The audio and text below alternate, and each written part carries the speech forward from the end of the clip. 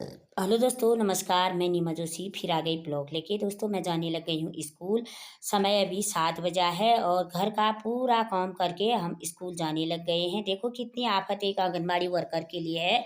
अब पहुँच जाती है स्कूल में, फिर एफआरएस करना है और लाभार्थियों का वजन लेकर उनको टीएचआर दिया और एफआरएस कर, फिर भी लाभार्थियों का एफआरएस स्कूल में नहीं हो पा रहा है। अब मैं आ गई घर, अब जाने लग गई हूँ गृह भ्रमण के लिए।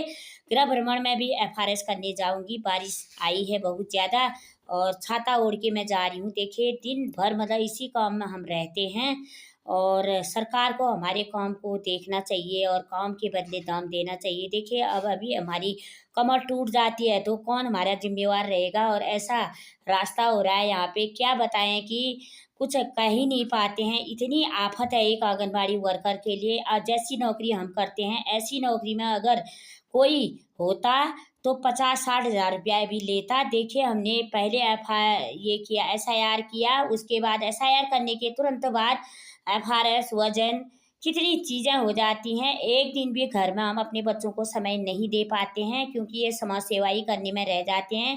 अब मैं पहुंच गई उनके घर में। देखिए ऐसी इंटीरियल जगह है और रास्ता ऐसा फिसलन हुआ है, ऐसी फिसलन की मतलब गिर जाऊंगी तो अभी कमर टूट जाएगी, ऐसी है। लाभार्थी को मैं यहाँ बुला नहीं पाती हूँ क्योंकि बारिश है और वहाँ से विभाग से तुरंत ऑर्डर आता है, तुरंत एफआरएस करो और तुरंत राशन दो। राशन तो दे देते हैं हम, एफआरएस होने में आधे घंटे तक लाभार्थी बैठे रहते हैं।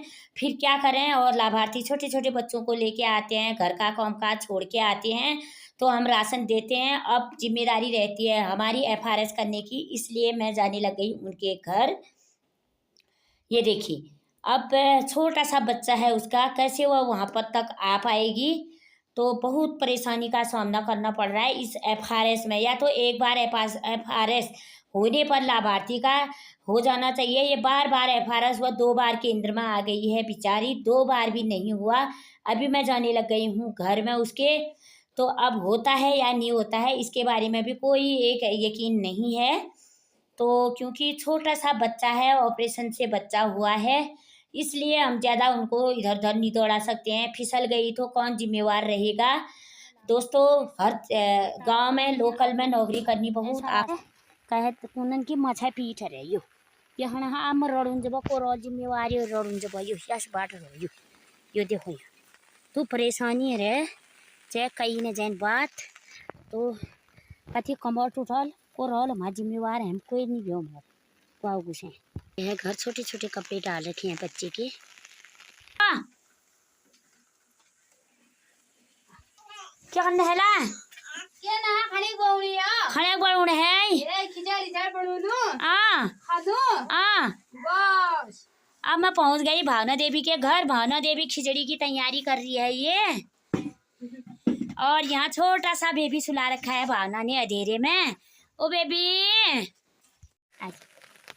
अब भावना देवी के घर में जाके एफआरएस कर रहे हैं। देखिए ये भी होता है या नहीं होता है, कितनी दिक्कतें आ रही है एक आंगनबाड़ी वर्कर के लिए और कोई हमारी समस्याओं को सुनने के लिए। घर तो लाभार्थी से मैंने क्या कर बोला मैं टीम ने चप चप कर होना था कर दे यश यश कर होना यो है ना बता दिया है अभी ए यो राशन लो लगला टीम ये गंडू बहाई दे हाँ हुए अब मैं क्यों करूँ भैया होल जनी यार ओ तसे अब घर उमा पड़ो मैं कहीं हां गल होना पड़ो क्यों करूँ क्या ननु नान भोग यो तो ओ ननु नान तू गाड़ी बाट रोता पन्ना तो अच्छी फल है रोकने खाते फिर घन के गया धमकी के है तो ठीक से पा। ओ ठीक। दोस्तों देखो यहाँ आके इनका फेस कैप्चर हो गया है तो कितनी परेशानियों का सामना उठाना पड़ता है ना।